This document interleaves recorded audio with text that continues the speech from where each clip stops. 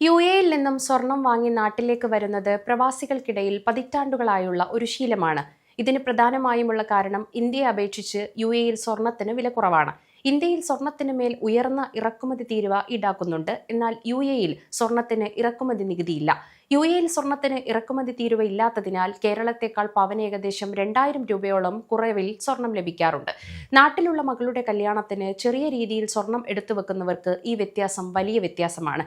മറ്റൊന്ന്, Dubai city of gold എന്നാണ് അറിയപ്പെടുന്നത്. യുഎഇയിലെ സ്വർണ്ണ വിപണി അതീവ കർശനമായ നിരീക്ഷണത്തിലാണ്. അവിടെ ലഭിക്കുന്ന സ്വർണത്തിന്റെ പരിശുദ്ധിയിൽ പ്രവാസികൾക്ക് പൂർണ്ണ വിശ്വാസമുണ്ട്. ഹോൾമാർക്കിംഗ് സംവിധാനങ്ങൾ കൃത്യമായതിനാൽ തട്ടിപ്പിന് സാധ്യത തീരെയില്ല. എന്നാൽ സ്വർണത്തിന് ഇത്രയും വില ഉയർന്നപ്പോഴും യുഎഇ പ്രവാസികൾക്ക് തെല്ലും ആശങ്കയില്ല എന്നതാണ് സത്യം. കാരണം ദുബായ് 14 കാരറ്റ് സ്വർണം പുറത്തിറക്കി. സംഭവം ഹിറ്റായതോടെ നഗരത്തിലെ കടകളിൽ ഇത് ലഭ്യമാണോ എന്ന ചോദ്യവുമായി പലരും എത്തിത്തുടങ്ങി. സ്വർണ്ണ വ്യാപാരികൾ പറയുന്നതനുസരിച്ച് ഇത് ലഭ്യമാണെങ്കിലും ചില നിബന്ധനകളുണ്ട്. മിക്ക ജ്വല്ലറികളിലും റെഡിമെയ്ഡായി 14 കാരറ്റ് സ്വർണ്ണാഭരണങ്ങൾ സ്റ്റോക്ക് ചെയ്യാറില്ല. ആവശ്യാനുസരണം ഉണ്ടാക്കി നൽകുകയാണ് പതിവ്. ദുബായിൽ 18 കാരറ്റ് സ്വർണത്തിനാണ് കൂടുതൽ പ്രചാരം. അതിനുശേഷം 22 കാരറ്റും. ഉയർന്ന സ്വർണ്ണ വില കാരണം ചിലർ ഇപ്പോൾ 14 കാരറ്റ് സ്വർണത്തിലേക്ക് മാറുന്നുണ്ട്. എന്നാൽ 14 കാരറ്റ് സ്വർണത്തിന് മേക്കിംഗ് ചാർജ് കൂടുതലായിരിക്കാനും വില കൂടാനും ചാൻസ് ഉണ്ട് എന്ന റിപ്പോർട്ടും വരുന്നുണ്ട്.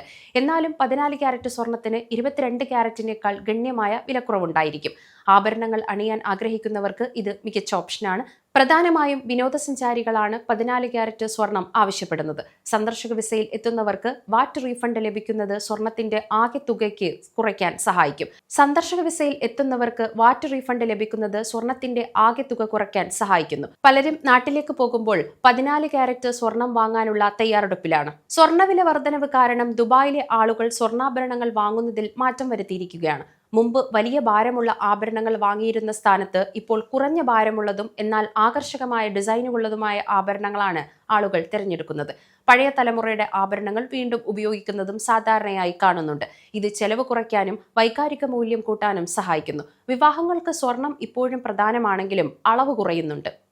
ലോകമെമ്പാടുമുള്ള രാഷ്ട്രീയപരമായ അനിശ്ചിതത്വങ്ങൾ കാരണം സ്വർണ്ണവിലയിലുള്ള നിക്ഷേപം വർദ്ധിച്ചു. തുടർന്ന് സ്വർണ്ണവില വർദ്ധിച്ചു നിൽക്കുകയാണ് ഇപ്പോൾ. ദുബായിൽ സ്വർണത്തിന്റെ ഉയർന്ന വില കാരണം ഉപഭോക്താക്കളുടെ ഇഷ്ടങ്ങൾ മാറ്റം വന്നിട്ടുണ്ട്. മുമ്പ് 22 കാരറ്റ് 21 കാരറ്റ് സ്വർണ്ണാഭരണങ്ങൾക്കായിരുന്നു പ്രിയമെങ്കിൽ ഇപ്പോൾ 18 കാരറ്റ് 14 കാരറ്റ് സ്വർണ്ണാഭരണങ്ങൾക്കും ലളിതമായ ഡിസൈനുകൾക്കും ആവശ്യക്കാർ ഏറുന്നു. ഇത് സ്വർണത്തിന്റെ ഭാരത്തേക്കാൾ ഡിസൈനും നിർമ്മാണ മികവിനും പ്രാധാന്യം നൽകാൻ ജ്വല്ലറികളെ പ്രേരിപ്പിക്കുന്നു.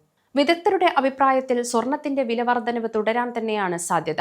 ദുബായിൽ ജോലി ചെയ്യുന്ന പല പ്രവാസികളും വിവാഹങ്ങൾ പോലുള്ള ചടങ്ങിൽ സ്വർണത്തിന്റെ ആവശ്യം മനസ്സിലാക്കി അവിടെ നിന്നും കൊണ്ടുവരുന്നത് പതിവാണ്. അളവ് കുറഞ്ഞാലും സ്വർണത്തിന്റെ പ്രാധാന്യം കുറയുന്നില്ല എന്നതാണ് സത്യം.